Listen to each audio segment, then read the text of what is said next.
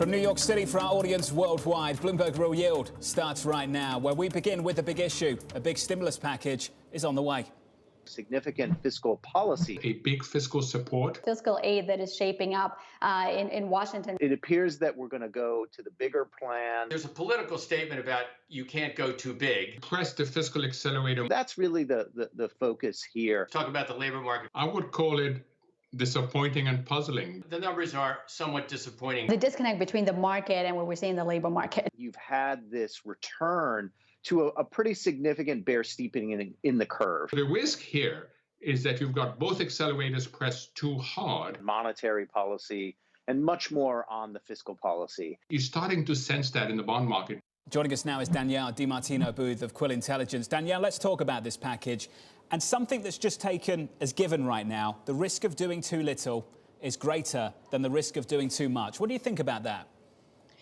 Well, I think that there's obviously something to be said for that. You know, permanent unemployment we have seen continue to tick up. We're not seeing massive gains, but month after month, we're seeing permanent unemployment go up to the levels that we last saw in the aftermath of the great financial crisis. So we know that there is definitely scarring in the economy right now. That being said, I'm sure you're familiar with the Penn Wharton study that came out yesterday that showed that after 50% of the savings, after 50% of the last stimulus checks were saved, they think 73% will be saved if the $600 initial stimulus checks go up to $2,000 total. So I think that the word here is targeted, and I'm hoping that fiscal policymakers are wary of just throwing too much money into the economy right now, because we do have inflationary pressures building. We see that in the shape of the yield curve. Well, let's talk about the size, and then we can talk about how targeted it needs to be. Larry Summers, as I'm sure you know, made some headlines in the Washington Post and an op-ed piece today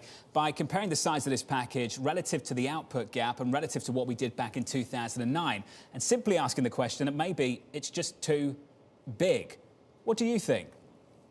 Well, I think that there's something to be said for that. We really have to step back and see where the money is going, and also look towards the future.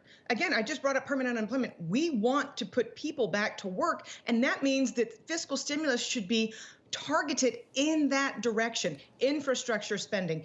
You look back at Obama's presidency, he only got one great big plan in the beginning of his first term. If this is going to be Joe Biden's one and done, I would prefer that he step back and look at it that way and say, you know what, I'm going to reserve dry powder so that we can have more stimulus going forward that is going to be productive for the long-term economic growth of the economy, not just throwing a huge shotgun approach out in the immediate through reconciliation, which is going to build up more animosity in Washington, D.C., which is the last thing we need right now. Danielle, if it's one and done, why should I worry about inflation, persistently high inflation, if this really could just be one and done without addressing some of the public investment needs? Well, you have to bear in mind right now that the slowdown in China is a little bit more quiet than what we are seeing here in our media. But the supply chain disruption that is already in train could get worse than it already is. We're seeing input prices rise at the highest pace since 2009. We know that base effects, starting, by the way, in March, we went from 2.3% to 1.5% year over year on the CPI in March of 2020. So the base effects can kick in very soon here if the bond market starts to factor in all of these different factors, plus you get this massive stimulus.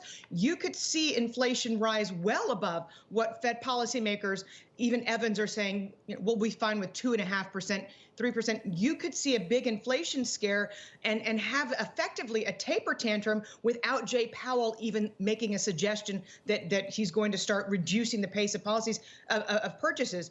You could end up with something of that ilk synthetically, because there are so many factors right now pushing inflation up in the medium term. Given the factors you've laid out, though, Danielle, energy, base effects, supply shocks, all of that could be short term. Don't you think that's justification for a central bank just to look through that?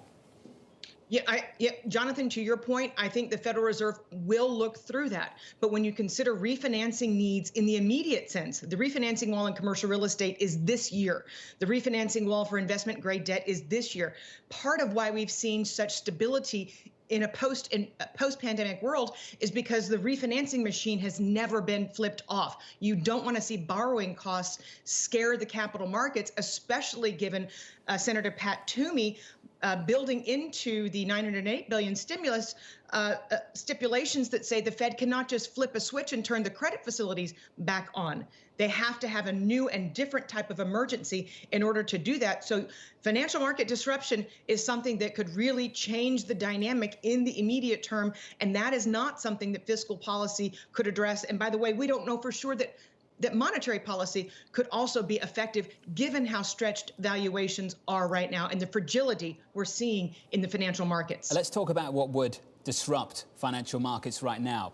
As for fragility, record high in the equity market. Credit spreads are still pretty tight. In the bond market, yields are up by 2 basis points, but still at 116 on a 10-year. Danielle, on a 30-year at about 196. Where do you sense disruption starts to kick in? Well, I think that there are going to be psychological levels. I think once the 30-year crosses that 2% threshold, let's say, and even something as low as 1.25 on the 10-year, we have to bear in mind that the 0.85 to 0.95 range that we had in the 10-year last year was the longest stretch we've ever seen in U.S. history in which that benchmark 10-year traded so tightly. So I think it takes fewer basis points, Jonathan, to move the needle and get the inflation scare that we're describing. And I foresee something as low as 1.25, 1.3 and 2%, 2.25% on the 30-year to get nervousness going, especially, again, given the backdrop of the stock market. Danielle, great to catch up. Danielle DiMartino booth there on this bond market, on the fiscal effort down in D.C. Your bond market yields up by a couple of basis points on a 30-year to about 196, on a 10-year by a couple of basis points to about 116. Some real tension at the long end of the yield curve. Through the last 24 hours, that tension between the hole we've got to climb out of,